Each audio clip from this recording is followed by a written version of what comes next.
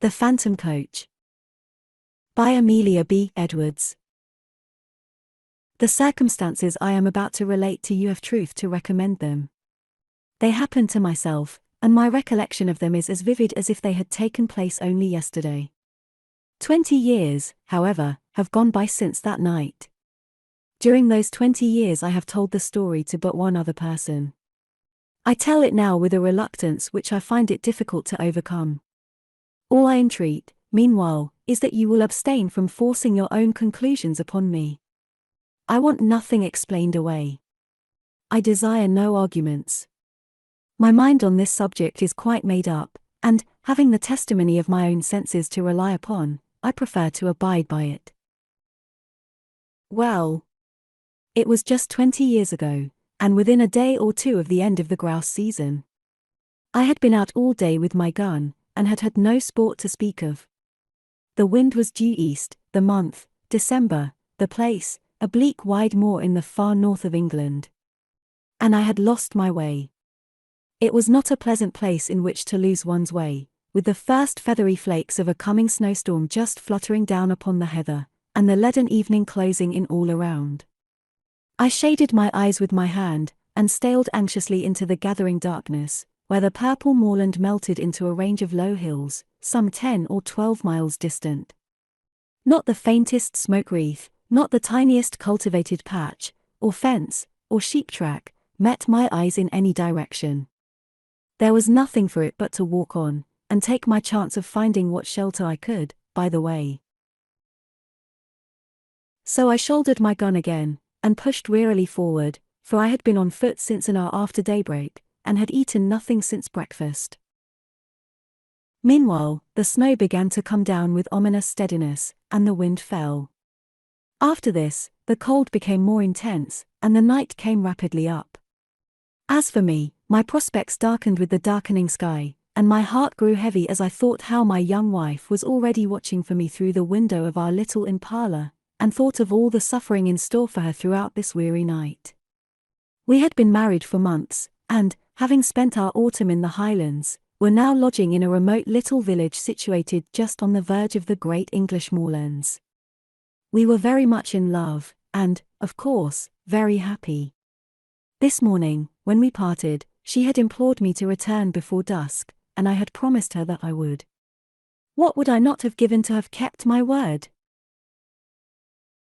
Even now, weary as I was, I felt that with a supper, an hour's rest, and a guide, I might still get back to her before midnight, if only guide and shelter could be found.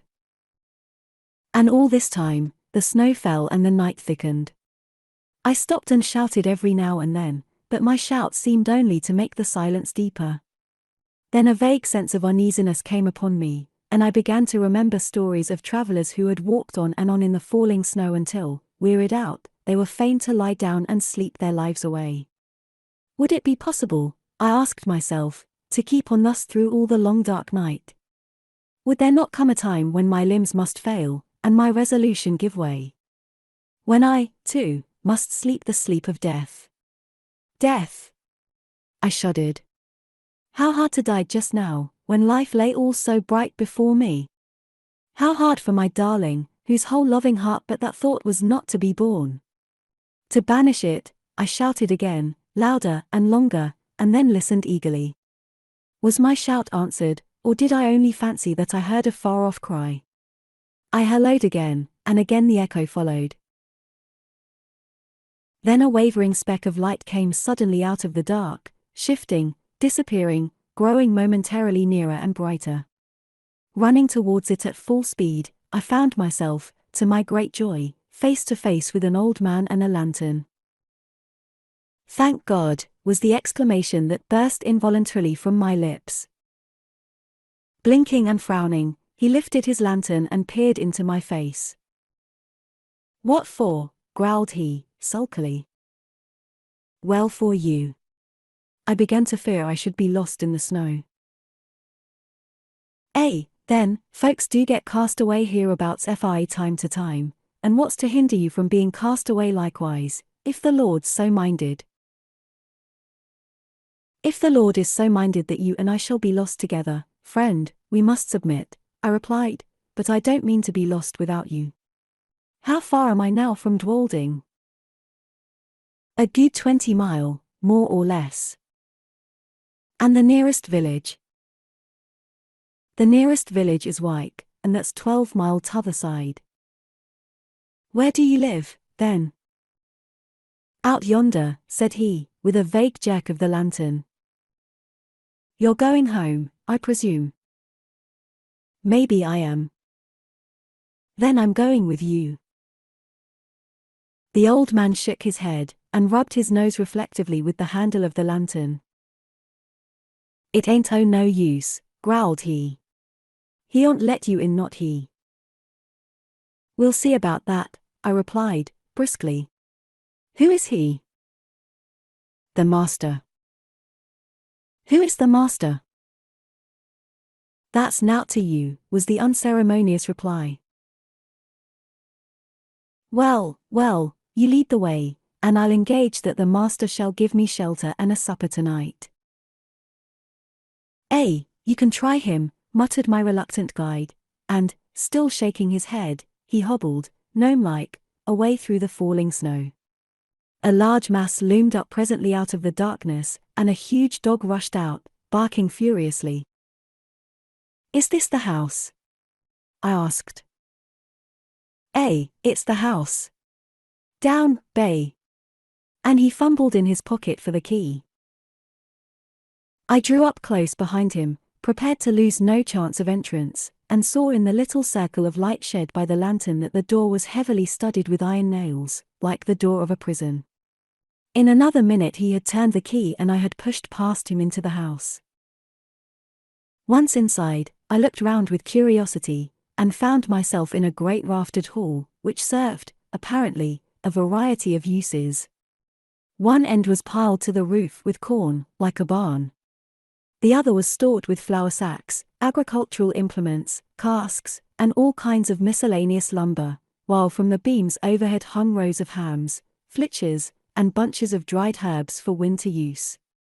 In the center of the floor stood some huge object gauntly dressed in a dingy wrapping cloth, and reaching halfway to the rafters.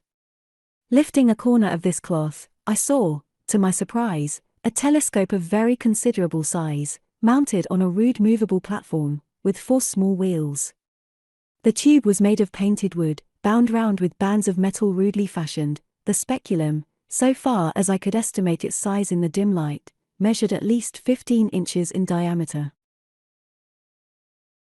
While I was yet examining the instrument, and asking myself whether it was not the work of some self-taught optician, a bell rang sharply. That's for you, said my guide, with a malicious grin. Yonder's his room. He pointed to a low black door at the opposite side of the hall. I crossed over, rapped somewhat loudly, and went in, without waiting for an invitation. A huge, white-haired old man rose from a table covered with books and papers, and confronted me sternly. Who are you? Said he. How came you here? What do you want? James Murray, barrister at law. On foot across the moor. Meat, drink, and sleep. He bent his bushy brows into a portentous frown. Mine is not a house of entertainment, he said, haughtily. Jacob, how dared you admit this stranger? I didn't admit him, grumbled the old man. He followed me over the muir, and shouldered his way in before me. I'm no match for 6'2". And pray, sir, by what right have you forced an entrance into my house? The same by which I should have clung to your boat, if I were drowning. The right of self-preservation. Self-preservation. There's an inch of snow on the ground already, I replied, briefly, and it would be deep enough to cover my body before daybreak. He strode to the window, pulled aside a heavy black curtain, and looked out.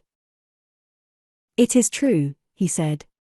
You can stay, if you choose, till morning. Jacob, serve the supper. With this he waved me to a seat, resumed his own, and became at once absorbed in the studies from which I had disturbed him. I placed my gun in a corner, drew a chair to the hearth, and examined my quarters at leisure. Smaller and less incongruous in its arrangements than the hall, this room contained, nevertheless, much to awaken my curiosity. The floor was carpetless. The whitewashed walls were in parts scrawled over with strange diagrams, and in others covered with shelves crowded with philosophical instruments, the uses of many of which were unknown to me. On one side of the fireplace stood a bookcase filled with dingy folios, on the other, a small organ, fantastically decorated with painted carvings of medieval saints and devils. Through the half-opened door of a cupboard at the further end of the room, I saw a long array of geological specimens, surgical preparations, crucibles, retorts, and jars of chemicals, while on the mantelshelf beside me, amid a number of small objects, stood a model of the solar system, a small galvanic battery, and a microscope. Every chair had its burden. Every corner was heaped high with books. The very floor was littered over with maps, casts, papers, tracings, and learned lumber of all conceivable kinds. I stared about me with an amazement increased by every fresh object upon which my eyes chanced to rest. So strange a room I had never seen, yet seemed it stranger still, to find such a room in a lone farmhouse amid those wild and solitary moors. Over and over again, I looked from my host to his surroundings, and from his surroundings back to my host, asking myself who and what he could be. His head was singularly fine, but it was more the head of a poet than of a philosopher. Broad in the temples, prominent over the eyes, and clothed with a rough profusion of perfectly white hair, it had all the ideality and much of the ruggedness that characterizes the head of Louis von Beethoven. There were the same deep lines about the mouth, and the same stern furrows in the brow. There was the same concentration of expression. While I was yet observing him, the door opened, and Jacob brought in the supper. His master then closed his book, rose, and with more courtesy of manner than he had yet shown, invited me to the table. A dish of ham and eggs, a loaf of brown bread, and a bottle of admirable sherry were placed before me. "I have but the homeliest farmhouse fare to offer you, sir," said my entertainer. "Your appetite, I trust, will make up for the deficiencies of our larder." I had already fallen upon the viands, and now protested, with the enthusiasm of a starving sportsman, that I had never eaten anything so delicious. He bowed stiffly, and sat down to his own supper, which consisted, primitively, of a jug of milk and a basin of porridge. We ate in silence, and, when we had done, Jacob removed the tray. I then drew my chair back to the fireside. My host, somewhat to my surprise, did the same, and turning abruptly towards me, said, "Sir, I have lived here in strict retirement for 23 years. During that time, I have not seen as many strange faces, and I have not read a single newspaper. You are the first stranger who has crossed my threshold for more than 4 years. Will you favor me with a few words of information respecting that outer world from which I have parted company so long?" "Pray interrogate me," I replied. "I am heartily at your service." He bent his head in acknowledgement, leaned forward, with his elbows resting on his knees and his chin supported in the palms of his hands, stared fixedly into the fire, and proceeded to question me. His inquiries related chiefly to scientific matters, with the later progress of which, as applied to the practical purposes of life, he was almost wholly unacquainted. No student of science myself, I replied as well as my slight information permitted, but the task was far from easy, and I was much relieved when, passing from interrogation to discussion, he began pouring forth his own conclusions upon the facts which I had been attempting to place before him. He talked, and I listened spellbound. He talked till I believe he almost forgot my presence, and only thought aloud. I had never heard anything like it then, I have never heard anything like it since. Familiar with all systems of all philosophies, subtle in analysis, bold in generalization, he poured forth his thoughts in an uninterrupted stream, and, still leaning forward in the same moody attitude with his eyes fixed upon the fire, wandered from topic to topic, from speculation to speculation, like an inspired dreamer.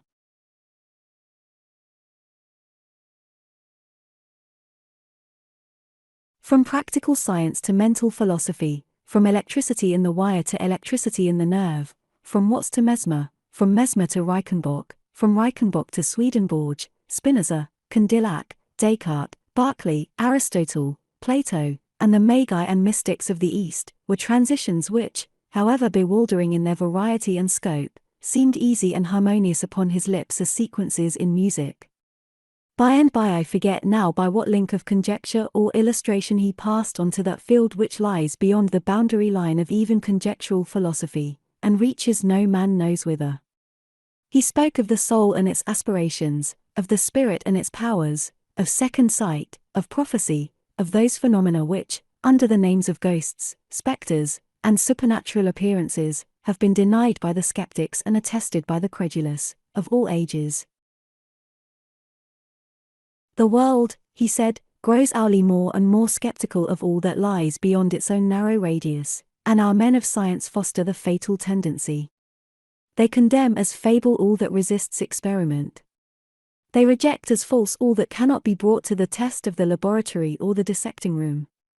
Against what superstition have they waged so long and obstinate a war, as against the belief in apparitions? And yet what superstition has maintained its hold upon the minds of men so long and so firmly?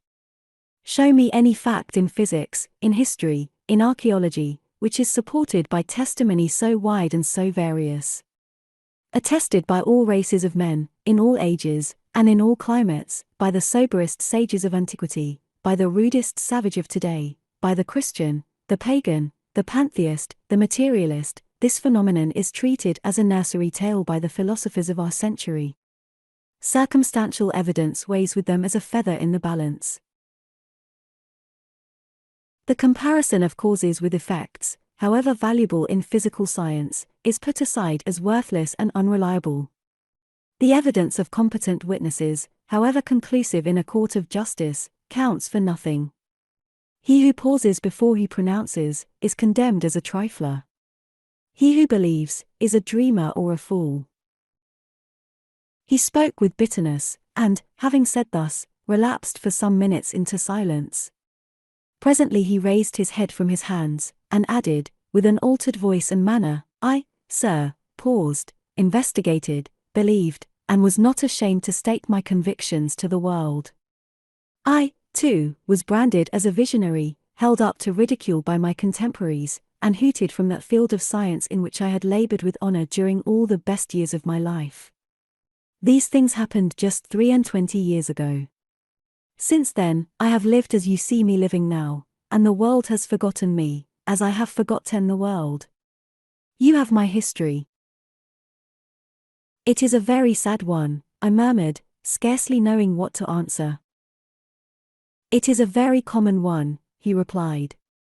I have only suffered for the truth, as many a better and wiser man has suffered before me. He rose, as if desirous of ending the conversation, and went over to the window. It has ceased snowing, he observed, as he dropped the curtain, and came back to the fireside. Ceased? I exclaimed, starting eagerly to my feet. Oh, if it were only possible, but no. It is hopeless. Even if I could find my way across the moor, I could not walk 20 miles tonight. Walk 20 miles tonight, repeated my host. What are you thinking of? Of my wife, I replied, impatiently. Of my young wife, who does not know that I have lost my way, and who is at this moment breaking her heart with suspense and terror. Where is she? At Dwolding, 20 miles away. At Dwolding, he echoed, thoughtfully. Yes, the distance, it is true, is 20 miles, but are you so very anxious to save the next 6 or 8 hours? So very, very anxious, that I would give 10 guineas at this moment for a guide and a horse. Your wish can be gratified at a less costly rate, said he, smiling. The night mail from the north, which changes horses at Dwolding, passes within 5 miles of this spot, and will be due at a certain crossroad in about an hour and a quarter. If Jacob were to go with you across the moor, and put you into the old coach road, You could find your way, I suppose, to where it joins the new one. Easily, gladly. He smiled again, rang the bell, gave the old servant his directions, and, taking a bottle of whiskey and a wineglass from the cupboard in which he kept his chemicals, said, "The snow lies deep, and it will be difficult walking tonight on the moor. A glass of usquebaugh before you start." I would have declined the spirit, but he pressed it on me, and I drank it. It went down my throat like liquid flame, and almost took my breath away. "It is strong," he said, "but it will help to keep out the cold. And now you have no moments to spare. Good night." I thanked him for his hospitality, and would have shaken hands, but that he had turned away before I could finish my sentence. In another minute I had traversed the hall, Jacob had locked the outer door behind me, and we were out on the wide white moor. Although the wind had fallen, it was still bitterly cold. Not a star glimmered in the black vault overhead. Not a sound, save the rapid crunching of the snow beneath our feet, disturbed the heavy stillness of the night. Jacob, not too well pleased with his mission, shambled on before in sullen silence, his lantern in his hand, and his shadow at his feet. I followed, with my gun over my shoulder, as little inclined for conversation as himself. My thoughts were full of my late host. His voice yet rang in my ears. His eloquence yet held my imagination captive.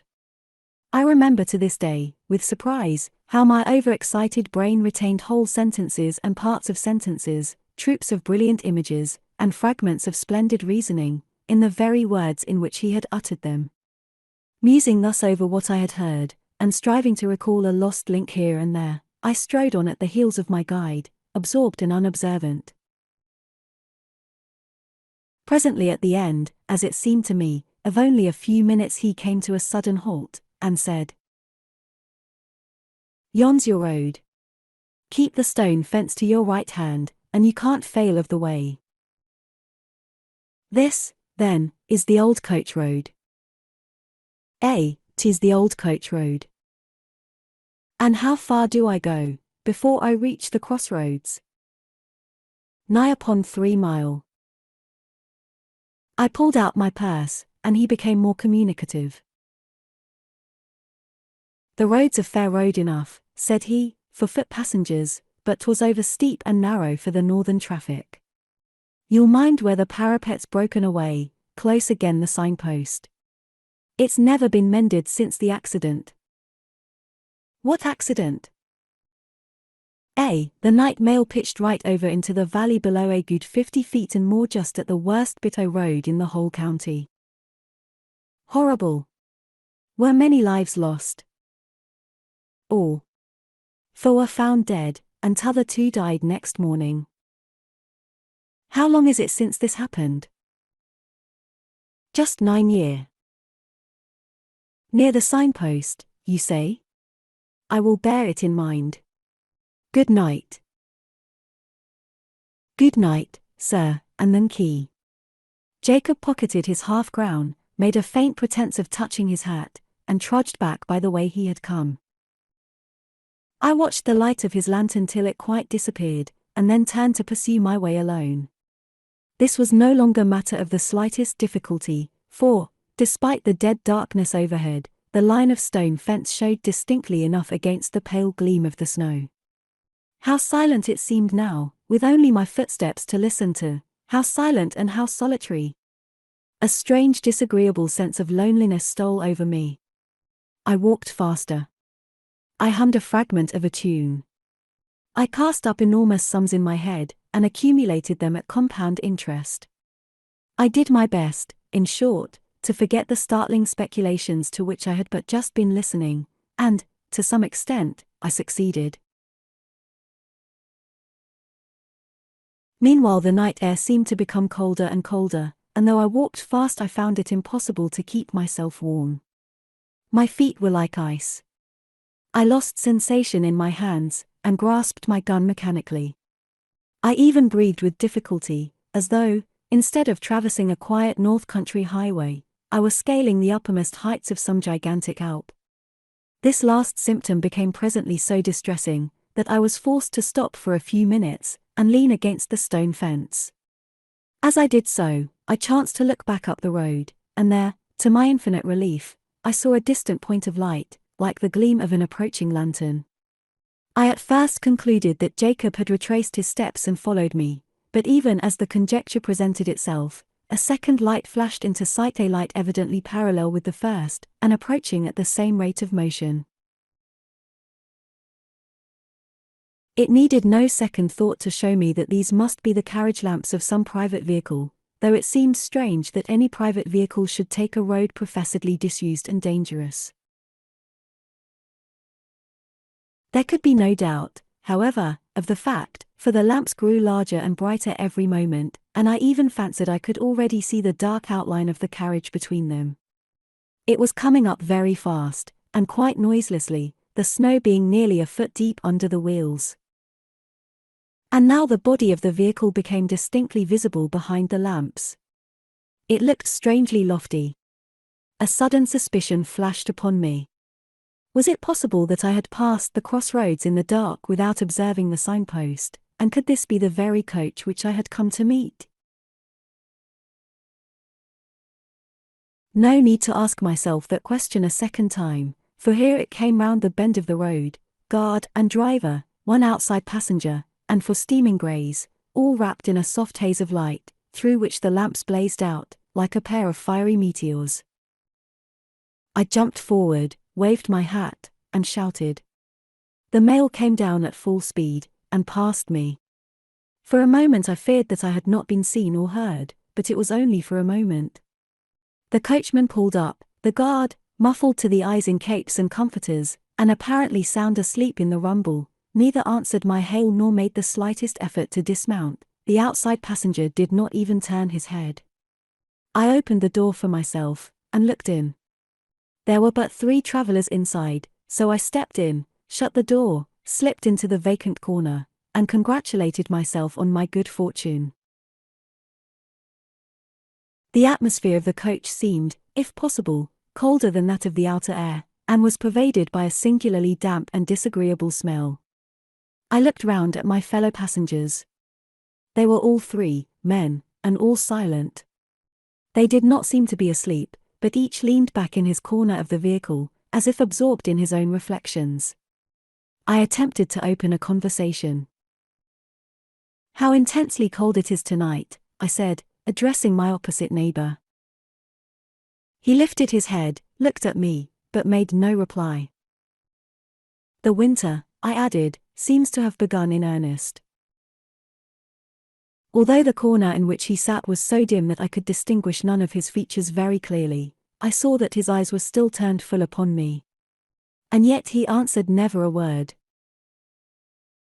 At any other time I should have felt, and perhaps expressed, some annoyance, but at the moment I felt too ill to do either. The icy coldness of the night air had struck a chill to my very marrow, and the strange smell inside the coach was affecting me with an intolerable nausea. I shivered from head to foot, and, turning to my left-hand neighbor, asked if he had any objection to an open window. He neither spoke nor stirred. I repeated the question somewhat more loudly, but with the same result. Then I lost patience, and let the sash down. As I did so, the leather strap broke in my hand, and I observed that the glass was covered with a thick coat of mildew, the accumulation, apparently, of years. My attention being thus drawn to the condition of the coach, I examined it more narrowly, and saw by the uncertain light of the outer lamps that it was in the last stage of dilapidation. Every part of it was not only out of repair, but in a condition of decay. The sashes splintered at a touch. The leather fittings were crusted over with mold, and literally rotting from the woodwork. The floor was almost breaking away beneath my feet. The whole machine, in short, was foul with damp, and had evidently been dragged from some outhouse in which it had been mouldering away for years, to do another day or 2 of duty on the road. I turned to the 3rd passenger, whom I had not yet addressed, and hazarded one more remark. "This coach," I said, "is in a deplorable condition." The regular mail, I suppose, is under repair? He moved his head slowly, and looked me in the face, without speaking a word. I shall never forget that look while I live. I turned cold at heart under it. I turn cold at heart even now when I recall it. His eyes glowed with a fiery unnatural luster. His face was livid as the face of a corpse. His bloodless lips were drawn back as if in the agony of death, and showed the gleaming teeth between. The words that I was about to utter died upon my lips, and a strange horror, a dreadful horror came upon me. My sight had by this time become used to the gloom of the coach, and I could see with tolerable distinctness. I turned to my opposite neighbor. He, too, was looking at me, with the same startling pallor in his face, and the same stony glitter in his eyes. I passed my hand across my brow. I turned to the passenger on the seat beside my own, and saw, oh heaven! How shall I describe what I saw? I saw that he was no living man, that none of them were living men, like myself. A pale phosphorescent light, the light of putrefaction, played upon their awful faces, upon their hair, dank with the dews of the grave, upon their clothes, earth-stained, and dropping to pieces, upon their hands, which were as the hands of corpses long buried. Only their eyes, their terrible eyes, were living, and those eyes were all turned menacingly upon me. A shriek of terror, a wild unintelligible cry for help and mercy, burst from my lips as I flung myself against the door, and strove in vain to open it.